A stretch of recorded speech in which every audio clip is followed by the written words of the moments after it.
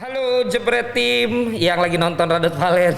Salah sebenarnya tadi, tapi kalau live kan nggak boleh di take ya. Jebret TV itu yang sekarang jadi Radot Valen, dari dulu terkenalnya one take oke. Makanya dulu kalau bikin konten tuh bisa satu hari tuh 10 episode gitu kalau kalian lihat di belakang. Oke, hari ini gue mau sharing, tapi sekalian juga mungkin bisa dapat pendapat dari kalian tentang prahara yang sedang terjadi di dunia pandit dengan perdebatan keputusan Southgate yang menempatkan dua pemain yang baru masuk, kemudian Saka anak muda yang ditaruh sebagai penendang kelima. Fakta-fakta yang ada adalah bahwa Roy Keane mengatakan sebenarnya ada pemain-pemain kayak Grealish, kayak Sterling yang lebih berpengalaman, yang lebih punya mentalitas dalam mengambil penalti yang lebih pas. Kemudian juga ada komentar dari pandit yang di ESPN FC mengatakan dalam 3 pandit mereka setuju bahwa di luar dari hal positif yang dilakukan Southgate, memang menjadi tanda tanya buat mereka semua mengapa.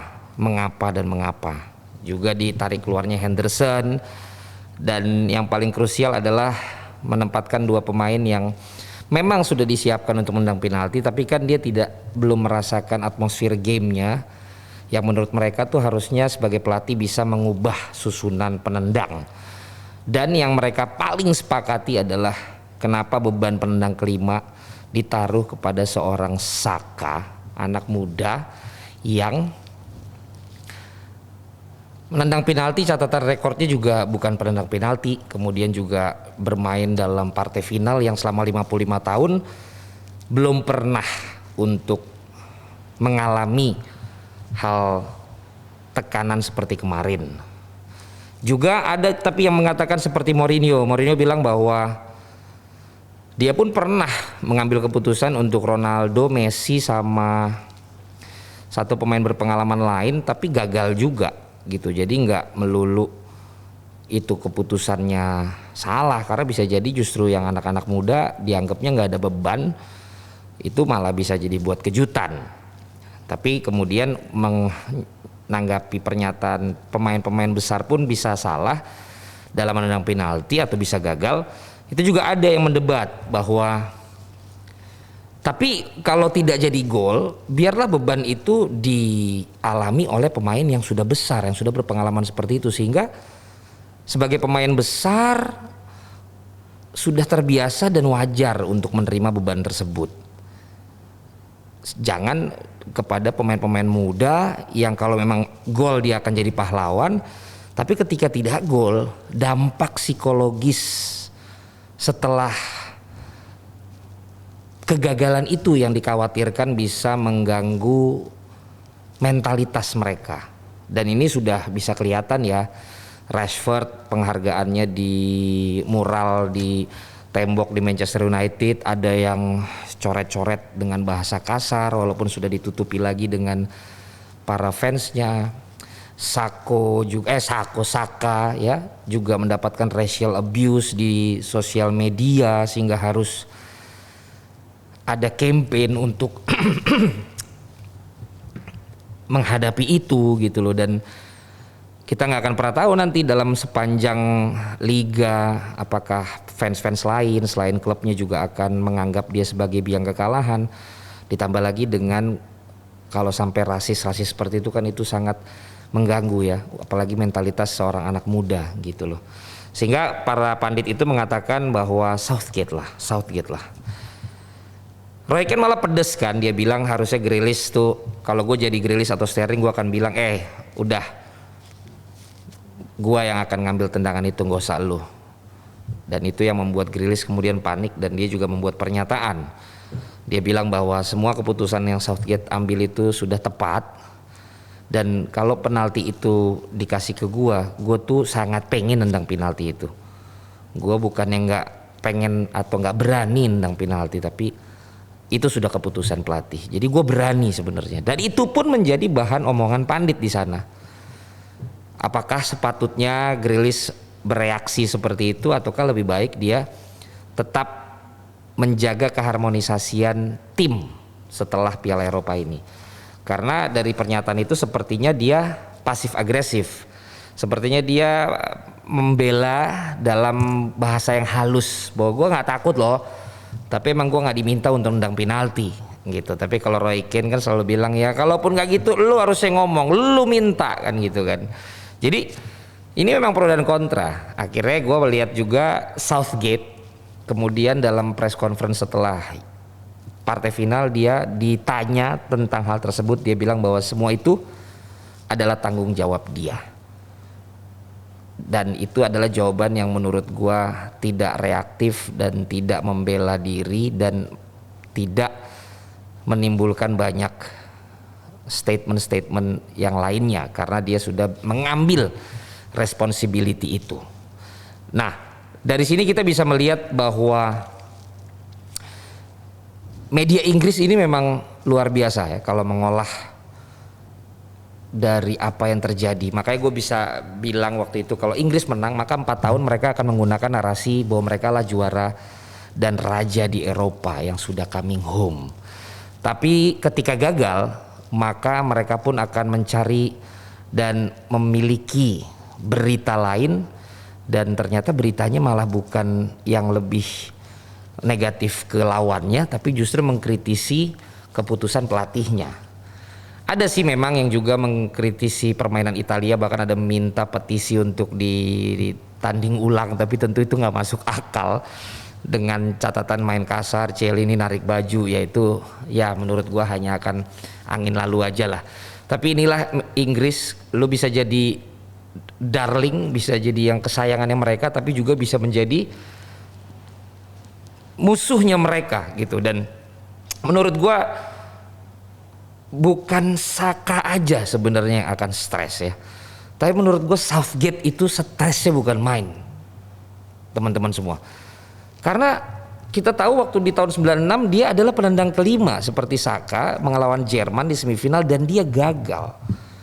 Dan ketika penalti yang sekarang dianggapnya dia juga yang salah membuat keputusan. Bahkan ada berita yang nggak tahu bener apa enggak, setelah gagal dia cuma bisa bilang di ruang ganti bahwa kalian sudah bermain dengan baik, itu adalah tanggung jawab saya. Karena kata bocorannya adalah karena dia pun nggak bisa ngomong banyak karena dia adalah orang yang gagal ketika dulu juga menerima beban sebagai penendang kelima. Nah ini yang menurut gua harus kita sama-sama bisa memaklumi sebenarnya ya, bahwa mereka bisa sampai adu penalti kok, terlepas dari akhirnya keputusan 5 penendang itu tidak jadi juara. Ya itu adalah keputusan yang memang harus diambil, terlepas dari apakah itu keputusan dia sendiri ataukah pemain-pemain ada yang nggak berani jadi dia udah buat susunannya, ataupun mungkin ada desakan-desakan lain, kita nggak pernah tahu.